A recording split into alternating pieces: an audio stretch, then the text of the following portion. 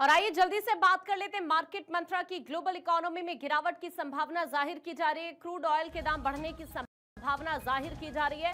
Middle east के अंदर जो इस वक्त सिचुएशन है, जिस तरह से ईरान, इजराइल, अमेरिका की जंग चल रही है, उसी का इंपैक्ट इस वक्त पूरी तरह से ग्लोबली पड़ता हुआ नजर आ रहा है। और अब ग्लोबल इकोनॉमी में गिरावट की संभावना जाहिर की जा रही है। क्रूड ऑयल के दाम की बात करें तो जाहिर सी बात है इंपैक्ट कुछ इसी तरह का पड़ सकता है कि क्रूड ऑयल के जो दाम है वो भी बढ़ सकते हैं। तो ये इंपैक्ट सिर्फ इन 3 कंट्रीज तक सीमित नहीं है, बल्कि पूरी दुनिया पर इसका प्रभाव पड़ता हुआ नजर आ रहा है। और अगर आने वाले दिनों में ये जंग इसी तरह से चलती रही या फिर ये जंग और ज्यादा भीषण होती रही तो आप देखेंगे ग्लोबल इकोनॉमी में बड़ी गिरावट। ये जाहिर सी बात है, एक्सपर्ट्स का मानना है कि ग्लोबल इकोनॉमी में और ज्यादा गिरावट आ सकती है। आने वाले दिनों में संभावना कुछ इसी तरह की बन रही है। मिडिल ईस्ट के हालात को देखते हुए क्रूड ऑयल के दाम भी बढ़ सकते हैं। आकाश जिंदल जी इस वक्त मार्केट एक्सपर्ट हमारे साथ जुड़ रहे हैं। आकाश जी, ग्लोबल इकोनॉमी पर सीधा सीधा इंपैक्ट मिडिल ईस्ट के हालातों का आने वाले दिनों में इकोनॉमी में किस तरह की संभावना आपको नजर आती है? हमारे साथ ग्लोबल इकोनॉमी पे संकट आया हुआ है। हिंदुस्तान की जी हिंदुस्तान की इकोनॉमी को रिकवरी हम दे रहे हैं, क्योंकि एलपीजी के 2-2 टैंकर बहुत बड़े हिंदुस्तान आ रहे हैं। तो उससे बात सिर्फ डोमेस्टिक की नहीं है, बल्कि जो कमर्शियल यूजेज है उनके लिए भी एलपीजी मिलने की संभावना है। और कहीं ना कहीं जो बात मैं हमेशा कहता आया हूं कि प्रधानमंत्री मोदी साहब के नेतृत्व में हमने हमेशा एडवर्स सर्कमस्टांसेस में सोल्यूशन निकाले हैं। यही ये जो एलपीजी के 2 टैंकर आ रहे हैं, एक सोल्यूशन निकाला गया है कि हिंदुस्तान ने किसी का साइड नहीं ली, उसके बावजूद भी सोल्यूशन निकाला।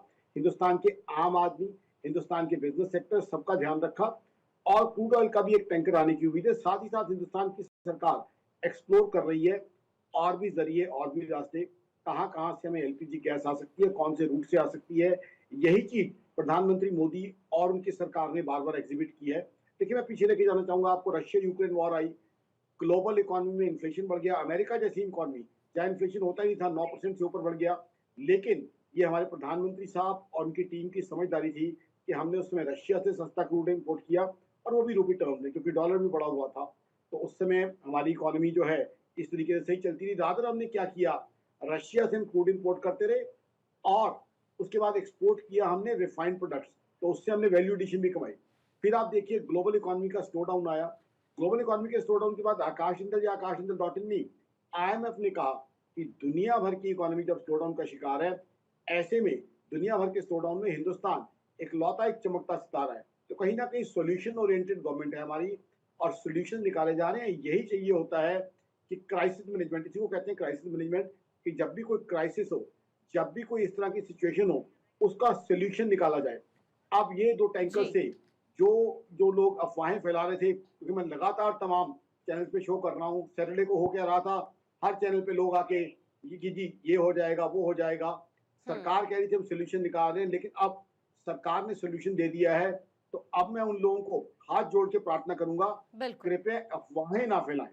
अफवाहें फैलाने के चक्कर में हो क्या रहा है, लोग जाके एक की जगह 4-4 जो है सिलेंडर बुक कर रहे हैं या ज्यादा लेने की कोशिश कर रहे हैं, वो और शॉर्टेज को बढ़ा रहा है।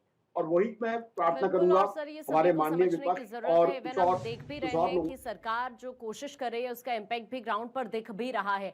बहुत बहुत शुक्रिया सर आपका हमारे साथ जुड़ने के